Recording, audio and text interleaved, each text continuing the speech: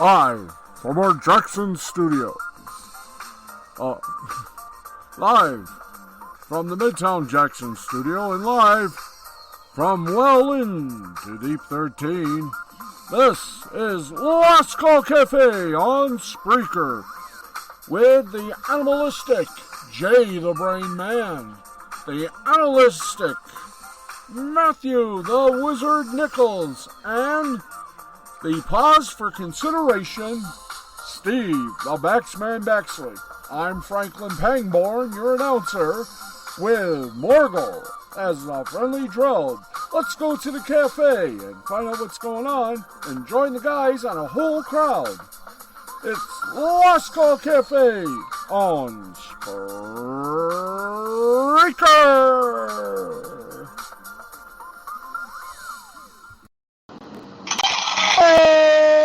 Welcome one and all to the Corsican Ball. That's right, this is another special Monday edition of Last Call Cafe, the show that brings the woke crowd to their knees and sends them to Godzilla as an appetizer.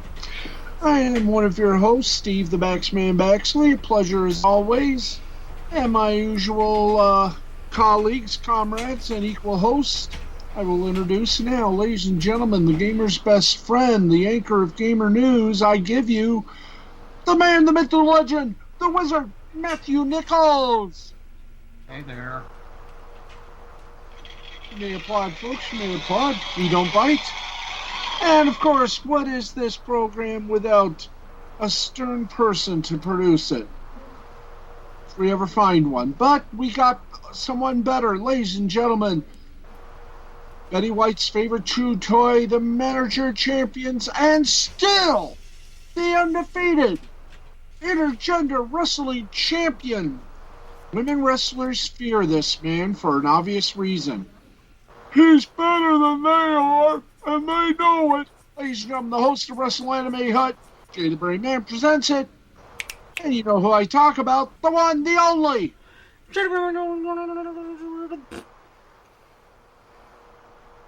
For our friends in foreign lands. Hey, all right. Okay, folks, welcome aboard the love boat of happiness, joy, and your oasis from a weird, wild, and disturbed world that we live in. Ladies and gentlemen, this is the Last Call Cafe. We always begin. Mr. Franklin Pangborn, our announcer, our Goomba. Ladies and gentlemen, Mr. Franklin Pangborn will make the introduction of the show, if he hasn't already. Thank you, Steve. Thank you, everybody. And for a little bit of a brainwave with Jay the Brain Man. Brought to you by nobody yet. Hey, Brain, what you got for us? Yeah, Steve, this is Gilbert Gottfried saying you couldn't even wipe my ass, let alone do a half-decent imitation of me. Okay? Such a classic. Yes. You can never go wrong with Gilbert. Why would you? Anyway, it is now... Oh, sorry, Franklin. Didn't mean to step on your lines there, but I think you've got to do your thing. Thank you very much. It's now time for Gamer News with the wizard, Matthew Nichols, brought to you by Pluto TV. Drop in, tune in, it's free, and they got channels for gamers and animators. There is such a word as animators, I think there is. Ladies and gentlemen, the latest Gamer News. Here's the wizard, Matthew Nichols. Alright, this weekend gamer news. Well, E3 was just ended, and we got quite a lot of game news. So to save time, I'm only going to go over the Nintendo stuff.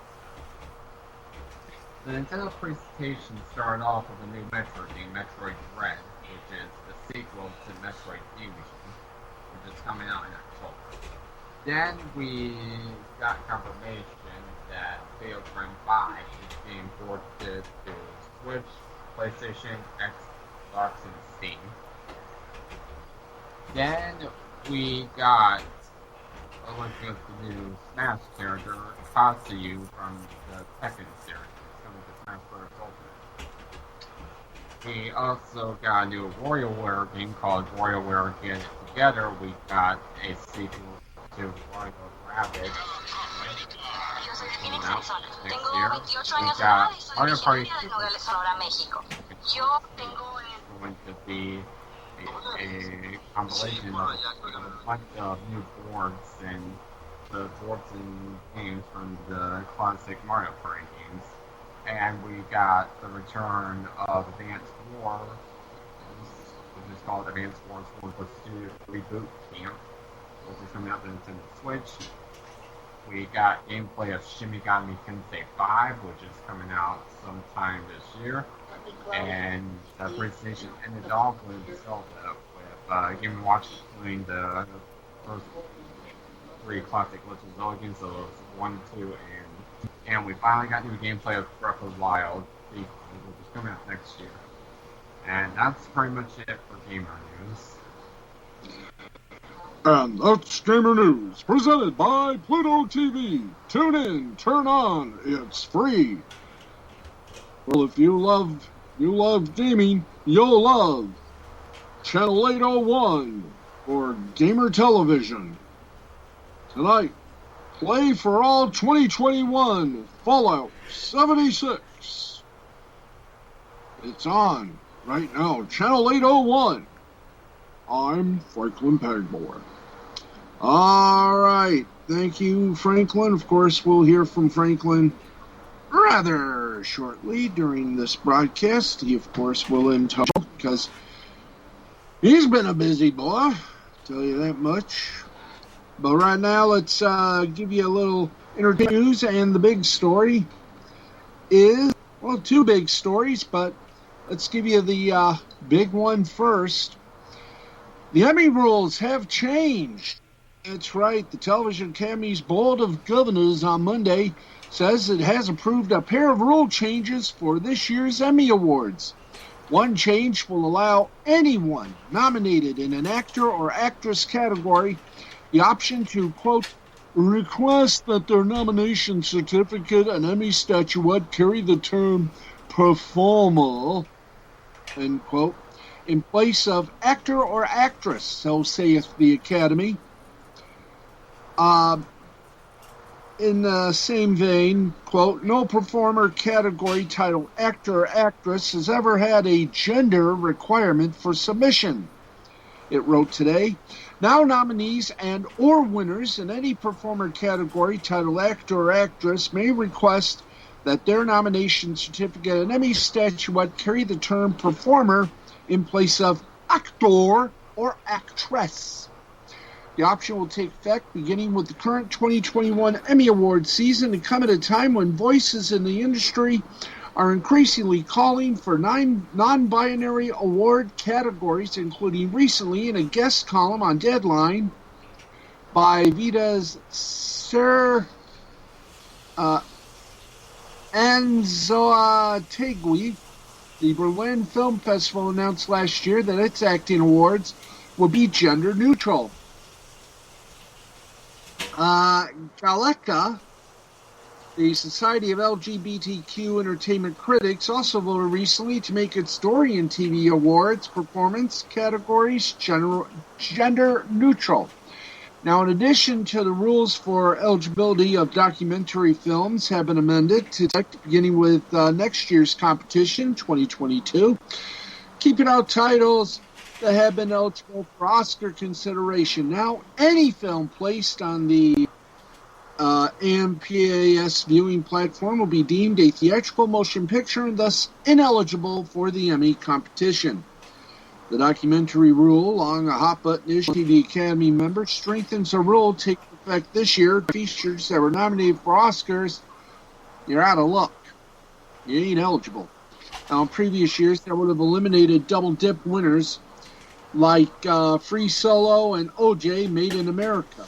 For the current Emmy year, nomination voting is going on as we speak. Oscar nominees Collective Crip, The Mole Agent, Time, and category winner My Octopus Teacher are not eligible for consideration. With the new rule announced today, no AMPAS screen documentary feature will make the cut. Primetime Emmys this year on September 21st, with the nominations to be announced July 13th. Check it if you want. Sad to say, Manifest is still canceled. That's right. Their efforts to find a new home after Netflix passed on it, after lengthy conversations and deliberations that stretched into this week, folks at Netflix opted not to order a fourth season of Manifest following the series' cancellation by NBC after 3 seasons. The streaming giant, which recently released the first 2 seasons of the Missing Plane drama, have been considered the most valuable option for Manifest. With that, Manifest Studio Warner Bros. Television has concluded its efforts to find a new home for the series. Folks at Deadline here, pursuing other outlets, would have involved navigating a maze of digital rights and cast options that have expired. Reps for Netflix and WB-TV declined comment. And thank you for the cameo appearance, Mom. This marks a premature ending with unanswered questions and unresolved Season 3 finale cliffhangers for the series, which had been conceived by series creator Jeff Rake as a 6-season series. Following the show's cancellation by NBC, Rake, as well as the cast, have showed their support for fans' #SaveManifest campaign, which includes multiple tweeting parties. And an update, after Deadline broke the news that Manifest will not be getting another season, Rake thanked the series' loyal and passionate fans on Twitter. I have a question, though. Why couldn't they just put it on their own network, the CW? Think about it. And first, it was Jimmy Fallon bringing back audiences for The Tonight Show in New York. Then, late to the party, was Stephen Colbert doing the same thing at the Ed Sullivan Theater for The Late Show, starring the aforementioned Stephen Colbert. Now, the very late to the party, Jimmy Kimmel has announced that his show will be bringing back half a capacity crowd at the El Capitan Theater in Hollywood. It comes after California reopened further last week.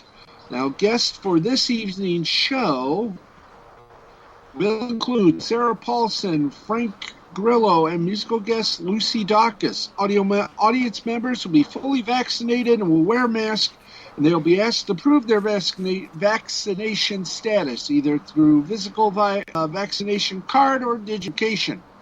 They're being asked to remain 6 feet from anyone outside of their household, including talent, staff, and crew, and will not be permitted to eat or drink indoors.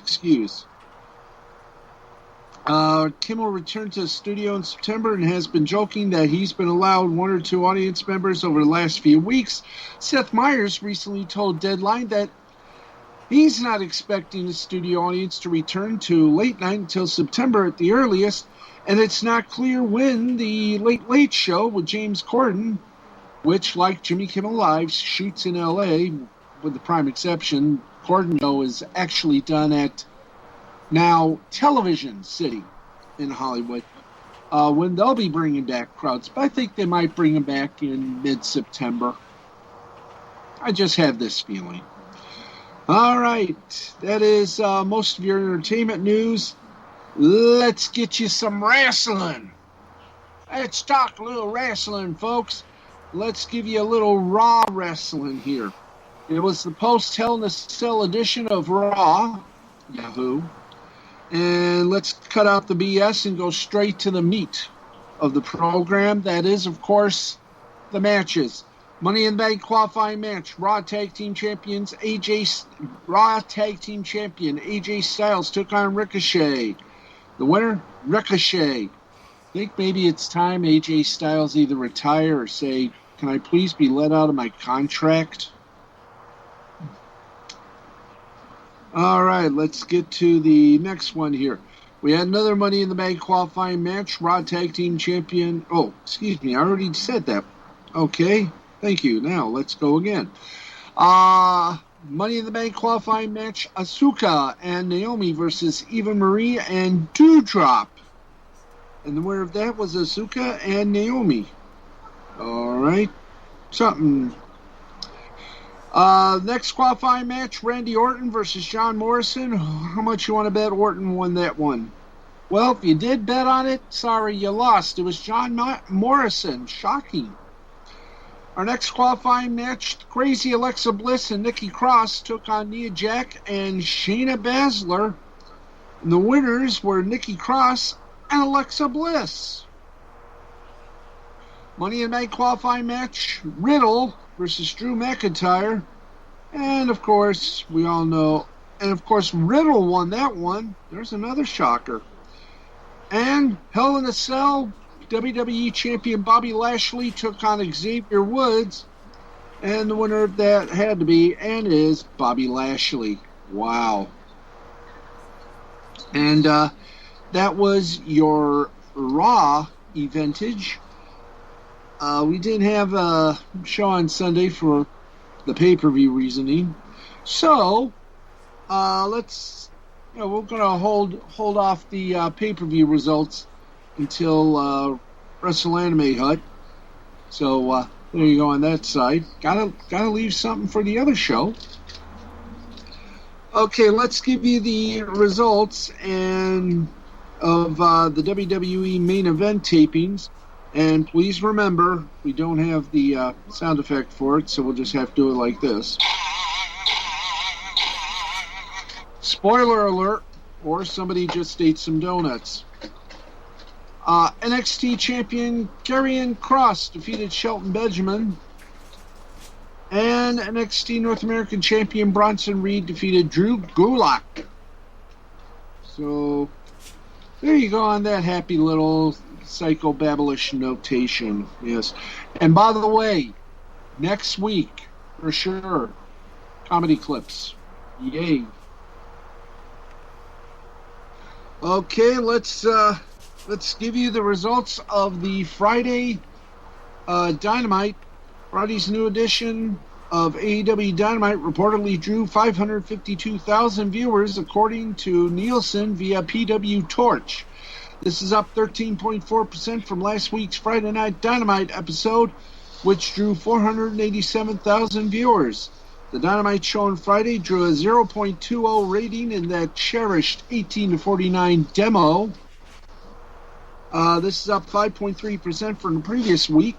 Obviously, they had the debut of Arn Anderson's son, Brock Anderson, and Jim Ross's sit-down interview with Andrade. Jake Hager defeating Wardlow in an MMA cage fight, and a partridge in a pear tree. By the way, folks, for those of you who dare to get the Dynamite, it's not on this week. It will be on Saturday night, 8 o'clock on TNT. It will be live. So once again, Saturday night, 8 o'clock on TNT, AEW, Saturday Night Dynamite. So, huzzah, huzzee, huzzoo. All right. And multiple sources are reporting that the folks at the USA Network were not happy with Fox getting the big Hell in a Cell match for WWE Universal title on Friday's SmackDown episode. In an update to the story, Andrew Zarian of the Mat Men podcast reported that USA Network officials were unhappy, and that's the kind version that we can tell you about, with the Hell in a Cell match on SmackDown and not on the pay-per-view. Mr. Zarian was not going to say they're fuming, but they're very unhappy. Furthermore, Dave Meltzer noted on Wrestling Observer Radio, remember, when Dave Meltzer reports it, take it with a small grain of salt. Fox officials weren't thrilled with Peacock constantly being promoted on their network, which they see as another rival streaming service. NBC Universal obviously has no issue with Peacock being pushed on Raw, but they were not happy with the Hell in a Cell match being given away on Fox. Do I hear and see some crying and whining with the broadcast partners already? Trouble in Paradise, Fox and NBC Universal? I hope not. We should know by tomorrow how the ratings for tonight's Raw is. And that for right now is your Wrestling and Entertainment Report. Right here. Thank you, Gazvadanya. And now at the 25-minute mark, it is time, Mr. Pangborn, to do your duty, sir. That's right. It's time to make the evil guys, the evildoers, pay the price. It's time for the stench of belchness. It's the insidious belch of the week, presented by Scope Mouthwash, the official mouthwash of the insidious belch of the week. And now, ladies and gentlemen, coming up to the the cafe. Hold your applause. It's General Big Jimmy Billy Bobo Schwartz, First Lieutenant Jimmy, and his brother, the better Jimmy. Hey, now watch it. I was nice to you, Mr. Pangborn. Who's the better Jimmy? Anyway, I hate to do this to you, Pangs. I know you're going to have to ask the questions, so go right on ahead. Where's Big? Where's the General? Well, he had a little problem over the weekend. Whoa, wait a minute. He had a little problem? Baxman, Brain, Wizard. He ate a little something that didn't agree with him. What was it? Well, we went to McDonald's, the 24-hour ones, and we got some of those special orders. The Big Mac. No, you didn't. Yeah, he got big. He mixed his Big Mac with a McChicken. Oh, no. Yeah. You talk about a belch. Oh, boy. He put hot sauce on. No. Yep, he made it a spicy McDanger burger, he called it. And did he? Yep. And I tell you, we had to, we literally had to defumigate the camp. We had to defumigate the camp. How you doing, ladies? So I'm here in the General's place. Okay. Will he be back next week? Well, the doctor said he should take 2 to 3 weeks to recover because, oh boy, the ton of hot sauce he put on that. Oh. Yeah, I don't think we want to know. So go ahead. Well, we're gonna. I'm going to give it. I know he won't like it, but I'm giving it the general this week because we told him not to go for the big chicken in the Big Mac. That would win his stomach. He didn't listen to me. And I mean, even my brother protested to him not to order it. He wanted him to order the big chicken and the fillet of fish. Well, I can understand that. Well, brother, what did we feed the Belchertron this week? What's his name? Something to Jerome 8. Oh boy, cover your noses, folks. Okay, we got it. We got it on. When ready, fire!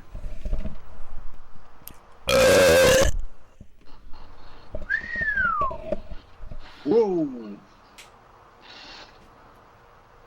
Max, man, your mustache just curled. Yeah, tell me about it. Man, oh man, the Shevitz. Belchertron 2000 really just peeled some paint off the cafe here. Even made our mascot, Uno, the mouse assassin, run. With watery eyes, too. That was powerful stuff. So you're going to be doing this for next 3 weeks, possible? Yep, that's true. Me and Jimmy. So we're going to be here. Where are you guys going now? Well, we're going back to the camp and check on the general, and then I think me and Jimmy we're going to go to one of these computer places and these 24-hour fun places, and play some PlayStation for a while. I mean, what the hell? We're free as a bird. We're gonna have some fun during his absence. Ain't that right? I say, ain't that right, brother?